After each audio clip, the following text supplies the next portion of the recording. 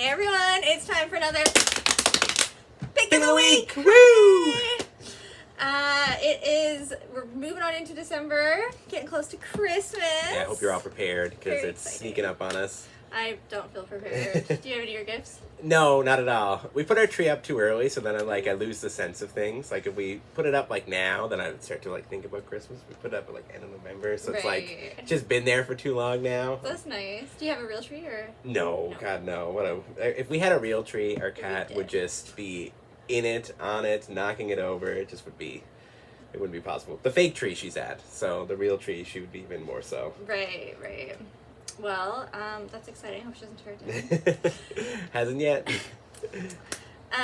There's some cute Christmas stuff happening downtown this weekend. There's like these holiday pop-ups, so I think there's gonna be like choirs and different performances downtown. I think on the George Street, but also throughout downtown. So that's really fun.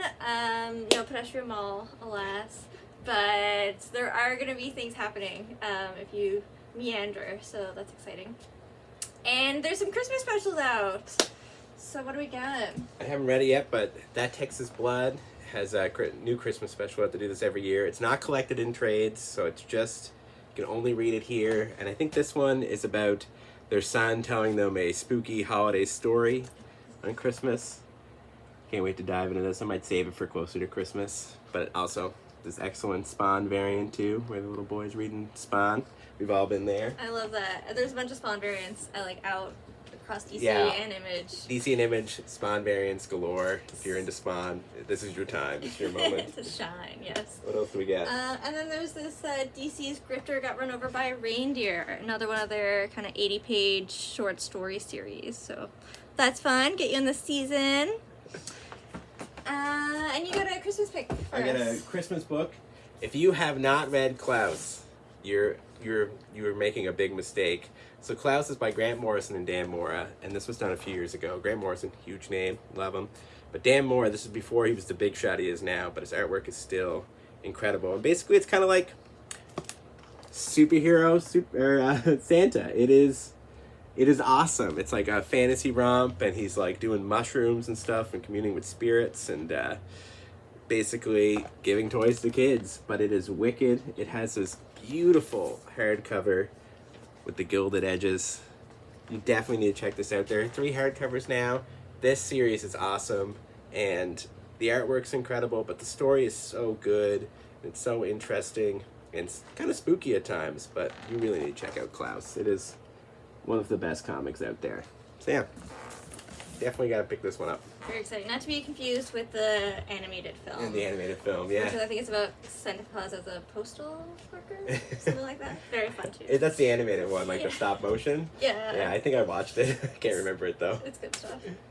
And what's your pick this week? My pick this week is something I've been looking forward to for a while, and it is All Against All.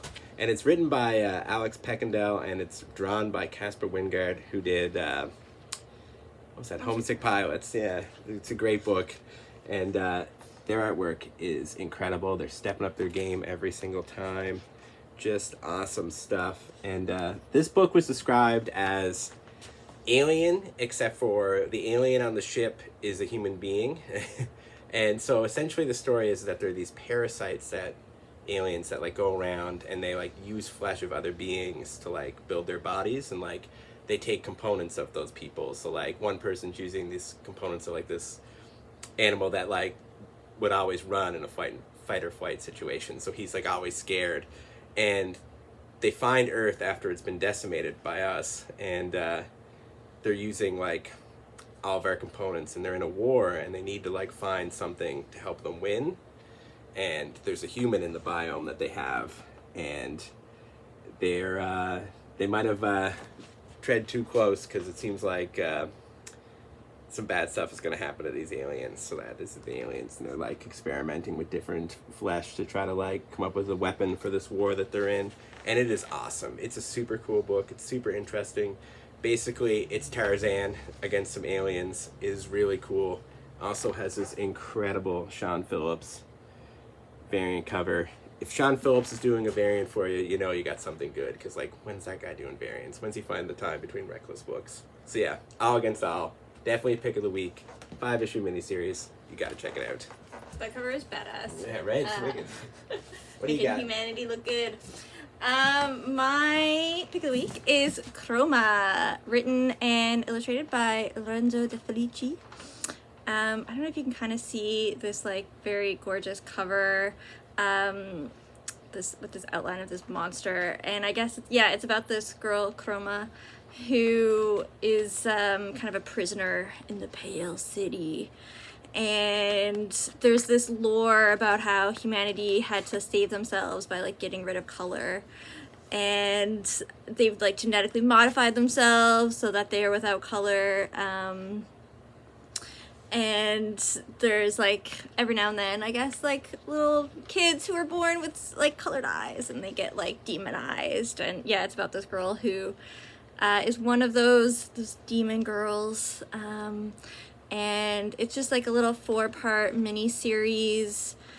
Absolutely gorgeous, like really delicate use of color. As you can see, it's a lot of like grays and blues and blacks to kind of demonstrate the Pale City, and then every now and then you get these like contrasts with color, which I think we'll see more of kind of as the story progresses. And it's just absolutely gorgeous, and a really like kind of high quality comic. It's a bit thicker, as you can see. It is a bit pricier. But yeah, it's a really interesting take on, I guess, Lorenzo talks in the back about how he got the idea when he started as a colorist, and just like how important color is, and how to like our beliefs and our everyday lives, and we don't always necessarily like think about it, but just like the important, how it brings us so much joy and is such an important part of our lives, and what happens when we take away color, and how oppressive that could be. So yeah, really interesting. Excited to see where this fantasy adventure goes. Yeah. And Kroma was really good. I can hands down that. The color work, and it's incredible. unreal. Yeah. Excited to see what happens. We got a few giveaways. Yes. A little late, but a little Wakanda flavor for you. We got Wakanda number 1. I think so too. Black Panther, Unconquered, and Namor the Submariner. Ooh, a little bit of everything. Yeah, and the movie was really good. I recommend it. All right, let's Who we see. And the winner is Mike Keen. Congratulations, Congrats. Mike. Put that in your box. And thanks for everyone for tuning in. See you next time.